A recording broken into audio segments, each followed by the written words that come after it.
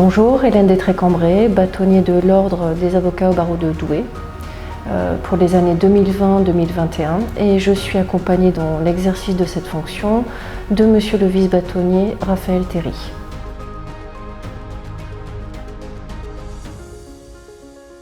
Alors au niveau des effectifs des avocats inscrits au barreau de Douai, nous avons actuellement donc 92 avocats au 1er janvier 2020, 54 femmes et 38 hommes, une moyenne d'âge à peu près d'une quarantaine d'années, étant entendu que la particularité de ce barreau est de regrouper à la fois de très jeunes avocats avec les nouvelles inscriptions et des avocats anciens, et dont la plus ancienne au 1er janvier a été inscrite au barreau à compter de 1975. Donc la particularité de notre barreau est de disposer d'avocats anciens, expérimentés et de jeunes avocats. Au niveau du Conseil de l'Ordre, donc le Conseil de l'Ordre est composé de 18 membres, auquel on ajoutera nécessairement le vice-bâtonnier et le bâtonnier. Au sein du Conseil de l'Ordre, nous avons un représentant des non-éligibles, c'est-à-dire les avocats inscrits depuis moins de 4 ans, qui est réellement en fait un interlocuteur direct des avocats du jeune barreau au sein du Conseil de l'Ordre. Le barreau en fait est divisé, se répartit les tâches en fonction de différentes commissions. Nous avons par exemple la commission d'aide aux confrères en difficulté, commission déontologie, diverses commissions de ce type. Nous avons également des délégataires du barreau qui seront chargés des désignations par exemple dans le cadre des permanences pénales, dans le cadre de la permanence étranger ou à chaud victime.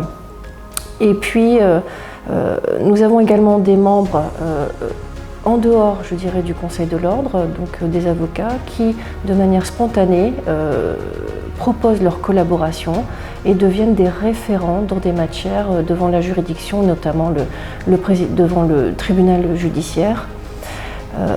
Par exemple, en droit de la famille, nous avons une avocate intervenant régulièrement en droit de la famille qui a la qualité de référente auprès du tribunal judiciaire. Devant la cour d'appel, nous avons un ancien avoué qui est l'interlocuteur, je dirais, privilégié devant la cour d'appel en ce qui concerne la procédure d'appel.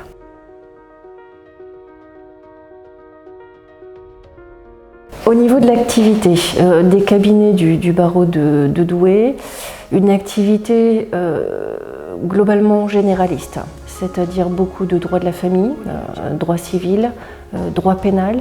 Nous avons quelques cabinets spécialisés ou intervenant majoritairement dans certains domaines, je pense là au droit des sociétés, droit administratif.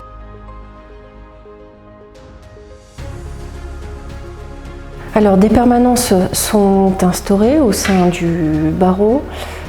Nous avons précisément la permanence pénale avec la présence de 2 avocats de permanence, la permanence étranger, 2 avocats également, la permanence hospitalisation d'office victime avec un avocat, une permanence garde à vue. Au niveau des permanences, permanence pénale, étranger, à chaud victime, elles fonctionnent sur une semaine, c'est-à-dire du lundi au lundi. Par contre, la permanence GAV est répartie sur une période de 24 heures.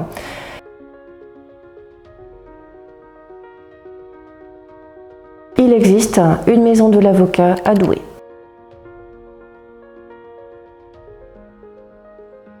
Au niveau du barreau de Douai, nous n'avons pas de bulletin interne. Par contre, nous avons une communication, je dirais, assez importante.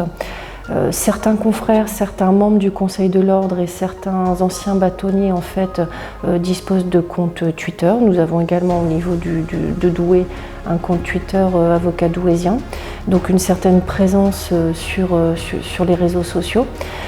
Au-delà de la communication, je dirais, extérieure et externe, au sein du barreau et communication interne, nous avons un WhatsApp avocat douaisien qui permet aux confrères qui leur permet de pouvoir échanger sur, par exemple, un dossier qui serait disponible dans le cadre d'une permanence, une question qui se pose. Nous avons également un WhatsApp garde à vue qui permet des communications qui sont propres et relèvent directement de la garde à vue.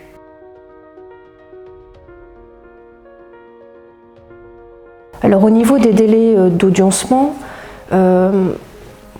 il est assez difficile aujourd'hui de définir un délai d'audiencement compte tenu de l'activité 2020, les 8 semaines de grève subies par le barreau de Douai, ensuite la période de confinement.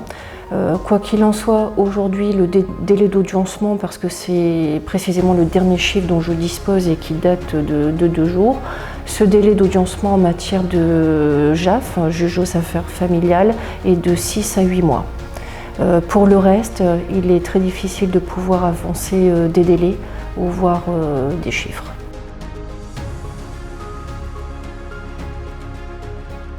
Alors l'aide juridictionnelle est très développée sur le barreau de Douai, qui s'explique au regard des considérations, je dirais, locales, qui s'explique également par un élément extrêmement important et qui caractérise aussi Douai, à savoir qu'on est une capitale juridique avec la présence d'un tribunal judiciaire, d'une cour d'appel et d'une cour administrative d'appel.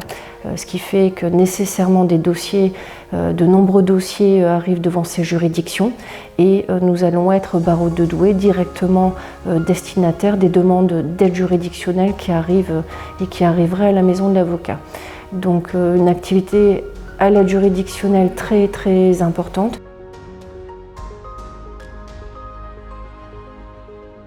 Alors au niveau du barreau de Douai, beaucoup de cabinets individuels, c'est-à-dire composés d'un ou deux avocats, une ou deux secrétaires. Je dirais que c'est à peu près la majorité, le schéma qui va se présenter au niveau de la structure des cabinets. Beaucoup d'avocats interviennent seuls, c'est-à-dire exercent leur activité seuls, sans même secrétariat. Et quelques cabinets sont soit composés sous forme de SCM, de SCP, ce qui amène nécessairement à avoir un regroupement d'avocats qui peut être intéressant d'un point de vue à la fois financier et en regroupement de compétences.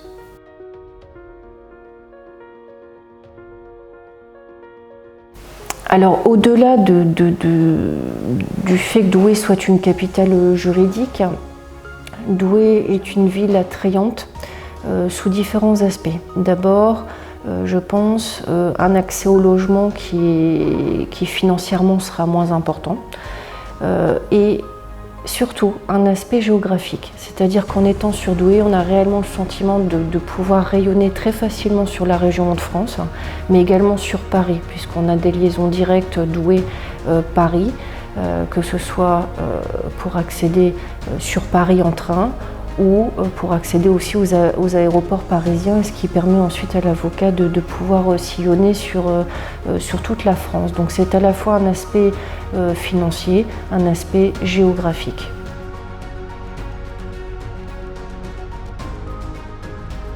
Je vous remercie beaucoup de votre écoute. J'espère que vous nous rejoindrez au barreau de Douai. Et si cela devait être avant la fin de l'année 2020, j'aurai le plaisir de vous accueillir. C'est un métier difficile vers lequel vous vous engagez, mais c'est un beau métier. Alors je vous souhaite beaucoup de courage. Prenez bien la dimension de la fonction, puisque c'est une fonction libérale et c'est une fonction également ordinale qui relève d'un ordre. Donc prenez bien en compte tous ces éléments. Merci beaucoup.